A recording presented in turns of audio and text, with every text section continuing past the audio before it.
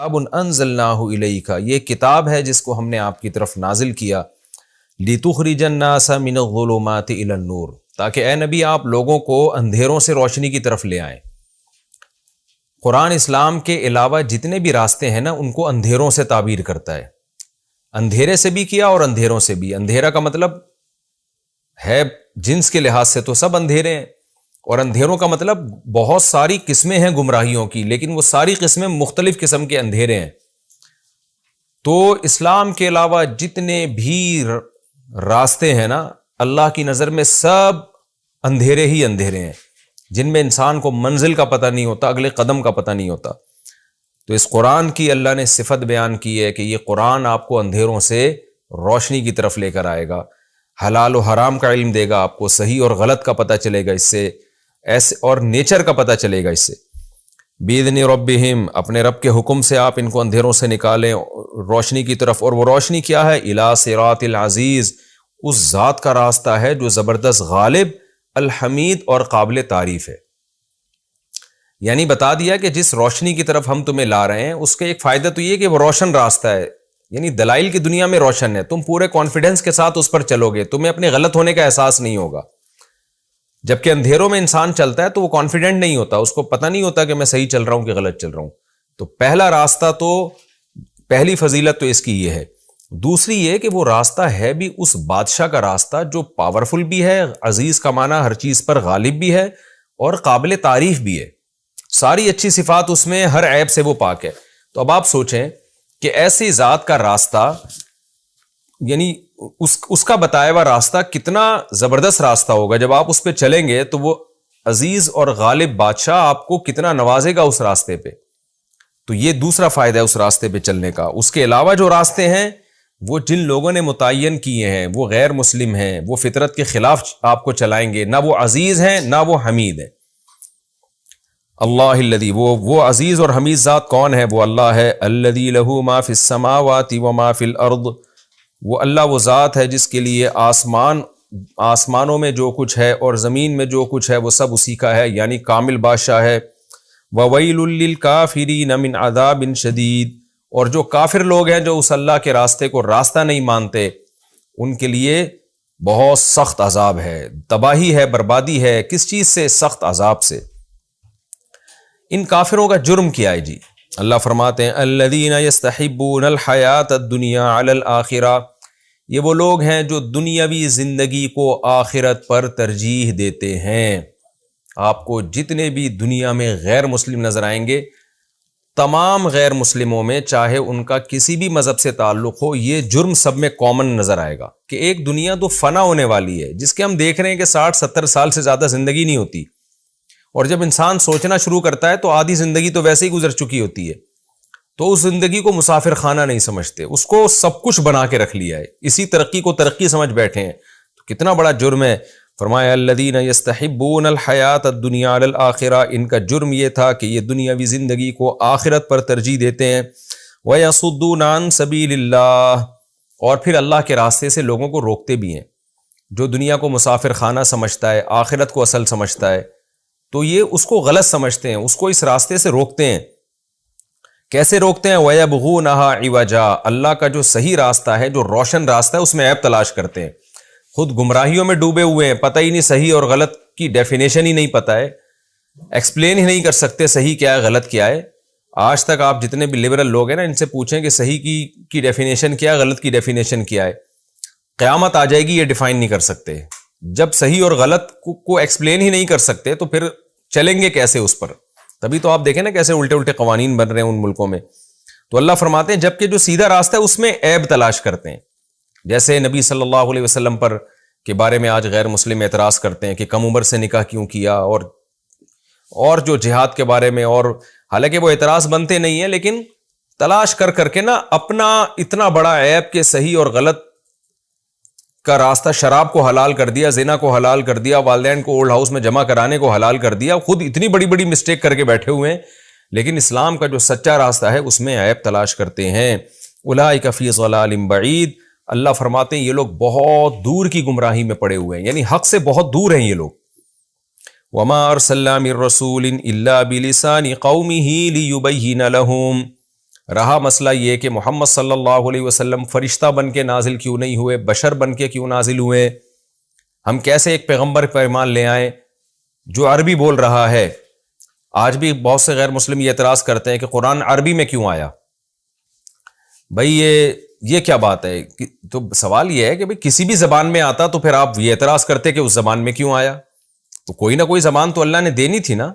تو اللہ اولین مخاطب پیغمبر کی جو قوم ہوتی ہے اس قوم کی زبان دے کے بھیجتے ہیں، تاکہ جو پہلی دفعہ جن سے خطاب ہو رہا ہے وہ تو سمجھے نا بات کو پورے طریقے سے، پھر ان کے ذریعے سے پوری دنیا سمجھے گی۔ تو اس لیے اللہ نے فرمایا وما ارسلنا من رسول، ہم نے کوئی پیغمبر نہیں بھیجا الا بلسان قومہ، مگر اس قوم کی زبان دے کر، لیبین لہم، تاکہ وہ اپنی بات کو صحیح طرح سے ایکسپلین کر دیں۔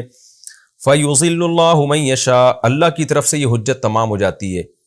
قوم یہ نہیں کہہ سکتی کہ ہمیں پیغمبر کی زبان ہی سمجھ میں نہیں آ رہی، پھر اس کے بعد اللہ جس کو چاہتے ہیں گمراہ کر دیتے ہیں، اور جس کو چاہتے ہیں یہدی من یشاء، ہدایت دے دیتے ہیں۔ تو جس کے دل میں انابت ہوتی ہے اس کو ہدایت دے دیتے ہیں، جس کے دل میں گمراہی ہوتی ہے اس کو گمراہ کر دیتے ہیں۔ وَهُوَ الْعَزِيزُ، وہ زبردست غالب ہے، جو چاہتا ہے کرتا ہے، الحکیم، اور حکمت والا ہے، یعنی اپنے اختیارات کا ایسا استعمال نہیں کرتا جو حکمت سے خالی ہوں، کہ خام خواہ میں جس کو ہدایت دینی تھی اس کو گمراہی دے دی، جس کو گمراہ کرنا تھا اس کو ہدایت دے دی، ایسا نہیں کرتا وہ، بلکہ حکمت سے چلتا ہے۔ آگے اللہ تعالیٰ فرماتے ہیں وَلَقَدْ أَرْسَلْنَا مُوسَىٰ بِآيَاتِنَا، ہم نے موسیٰ کو بھی اپنی نشانیاں دے کر بھیجا، جیسے ہم نے یہ قرآن نازل کیا، اور اللہ نے قرآن کی صفت بیان کی، لِتُخْرِجَ النَّاسَ مِنَ الظُّلُمَاتِ إِلَى النُّورِ، تاکہ اے نبی آپ لوگوں کو گمراہیوں سے روشنی کی طرف لائیں۔ تو ہم نے موسیٰ کو بھی یہی کام دے کے بھیجا تھا، تمام پیغمبر یہی کام لے کر آئے ہیں۔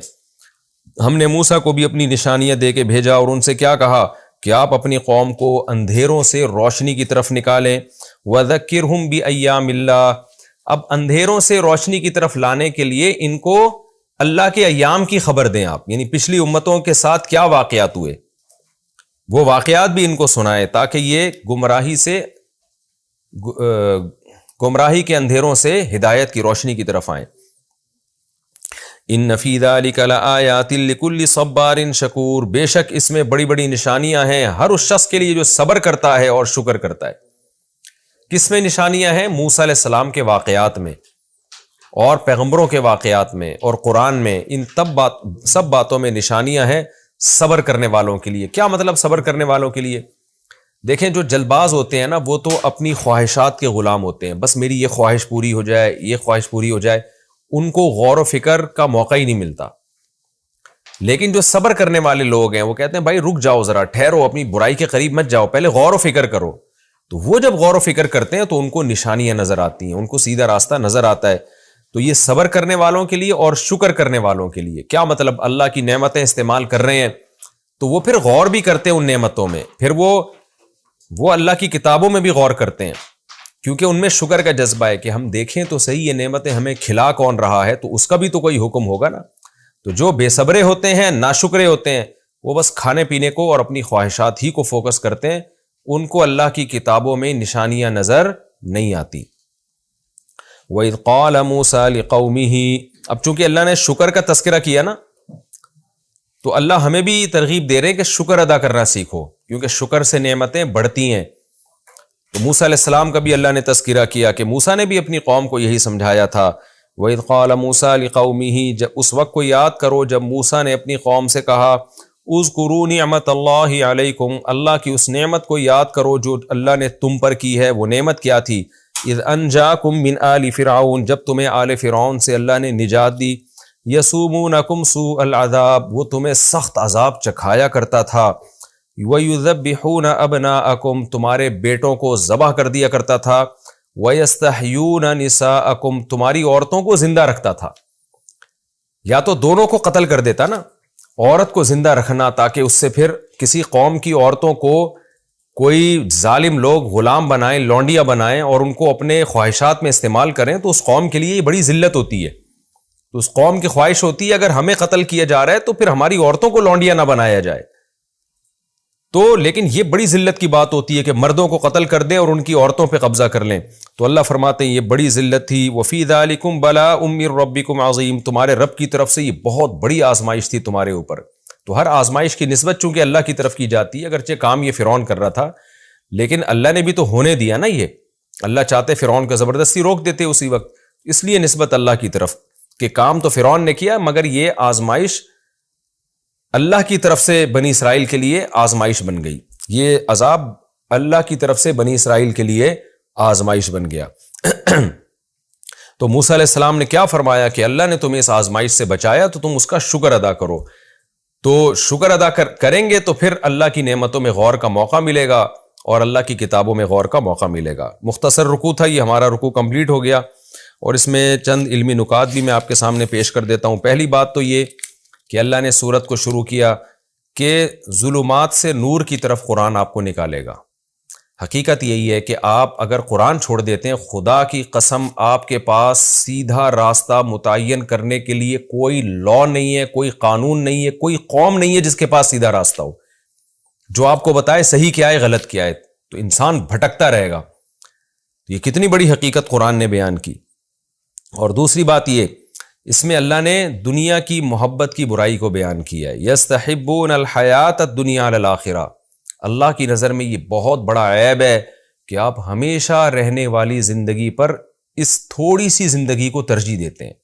آج ہمارے جو نام نہاد لبرل لوگ ہیں نا، ان کی نظر میں جنت جہنم کی کوئی ویلیو نہیں ہے، وہ اسی ترقی کو حرف آخر سمجھتے ہیں، دنیا کی ترقی کو۔ تبھی ان کی نظر میں غریب ہونا ایک بہت بڑی گالی ہے، ایک بہت بڑا عیب ہے۔ تو جبکہ اسلام میں غریب ہونا کوئی عیب نہیں ہے، ہاں اپنی سستی اور حماقتوں کی وجہ سے کوئی ہو تو ایک الگ بات ہے، ورنہ اللہ کی طرف سے غربت بھی کوئی عیب نہیں ہے، بیماریاں بھی کوئی عیب نہیں ہے۔ تو یہ ہمیں اپنے کانسیپٹ کو درست کرنا پڑے گا، کیونکہ دنیا میں غلبہ انہی لوگوں کا ہے جو اسلام کو نہیں مانتے، تو انہی کے نظریات سے ہمارا نوجوان طبقہ خاص طور پہ متاثر ہو رہا ہے۔ تو ہم دنیا کے مقابلے میں ترجیح آخرت کو دیں گے۔ یہ دنیا مسافر خانہ ہے، اس کو مسافر خانہ ہی سمجھیں گے۔ اور ایک علمی نکتے کی بات کیا پتہ چلی کہ جو غیر مسلم لوگ ہیں یا اسلام دشمن لوگ ہیں، وہ اسلام میں کجی تلاش کرتے رہیں گے، اپنے بڑے بڑے عیبوں کو چھوڑ کر اسلام کی چھوٹی چھوٹی چیزیں ان کو بہت بڑی بڑی نظر آئیں گی۔ وَيَبْغُونَهَا عِوَجًا میں اللہ نے یہ بیان کیا۔ اور ایک اہم بات اللہ نے یہ بیان کی کہ ہم نے جس پیغمبر کو بھیجا اس قوم کی زبان دے کے بھیجا۔ تو علماء پیغمبروں کے وارث ہوتے ہیں، تو جس قوم میں عالم محنت کر رہے ہیں ان کو اس قوم کی زبان میں مہارت حاصل کرنی چاہیے۔ ہمارے یہاں کیا ہو رہا ہوتا ہے کہ بعض دفعہ عوام کی زبان ہی واعظ کو پتہ نہیں ہوتی، اتنی گاڑی زبان استعمال ہو رہی ہوتی ہے اردو یا عربی کی کہ وہ پبلک کی سمجھ سے بالاتر ہے۔ تو اس لیے واعظین کی ذمہ داری ہے کہ جب وہ جس قسم کے طبقے سے بات کر رہے ہیں تو اس طبقے کی زبان اور اس کے لب و لہجے میں بات کریں۔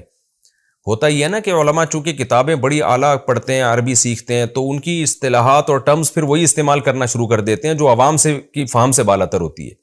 آپ نے اکثر ڈاکٹروں کے انٹرویو دیکھے ہوں گے یوٹیوب پر، ڈاکٹر سے کوئی میڈیکل سائنس کی بات اگر آپ پوچھ لینا تو ڈاکٹر جس طرح سے ایکسپلین کرتے ہیں وہ ڈاکٹر ہی کو سمجھ میں آ رہا ہوتا ہے، پبلک کو سمجھ میں نہیں آ رہا تو یہ کیا کہہ رہے ہیں، وہ فوراً اپنی میڈیکل سائنس کی ٹرم یوز کرنا شروع کر دیتے ہیں۔ تو میں کبھی کسی ڈاکٹر سے انٹرویو لیتا ہوں تو ان کو بتاتا ہوں کہ آپ نے اپنی میڈیکل سائنس کی جو ٹرمز ہیں ان کو ایک طرف رکھیں، آپ نے دیسی اسٹائل میں بالکل دیسی زبان میں عوام کے لیول پہ آ کے سمجھانا ہے۔ تو یہی علماء کی بھی ذمہ داری ہے۔ اس آیت سے پتہ چلتا ہے کہ عوامی زبان سیکھیں۔ اسی آیت سے بڑے بڑے علماء نے اس دور میں استدلال کیا ہے کہ اب عالم کے لیے ایسی زبان سیکھنا جو دنیا میں سب سے زیادہ بولی جا رہی ہے، وہ بھی اسی آیت سے اس کی بھی فضیلت ثابت ہوتی ہے۔ اگر آپ بڑی سطح پہ کام کرنا چاہتے ہیں تو آپ کو بڑی زبان سیکھنی پڑے گی۔ مثال کے طور پر آپ بین الاقوامی سطح پہ بڑا کام کرنا چاہتے ہیں تو آپ کو انگلش میں مہارت پیدا کرنی پڑے گی۔ آپ بر صغیر میں بڑا کام کرنا چاہتے ہیں تو آپ کو اردو میں مہارت پیدا کرنی پڑے گی۔ آپ عرب کنٹریز میں کام کرنا چاہتے ہیں تو عربی میں مہارت پیدا کرنی پڑے گی۔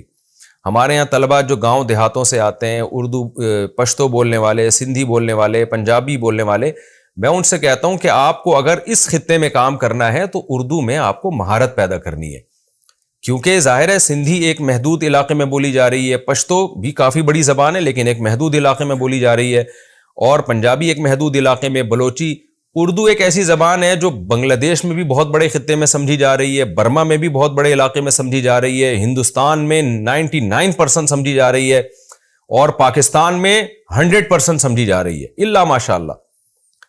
تو ہمیشہ ایک عالم کو، واعظ کو بڑی سے بڑی زبان کی طرف آنا چاہیے تاکہ اس کا پیغام زیادہ سے زیادہ لوگوں تک پہنچ سکے۔ تو یہ بھی ہمیں اس آیت سے پتہ چلتا ہے۔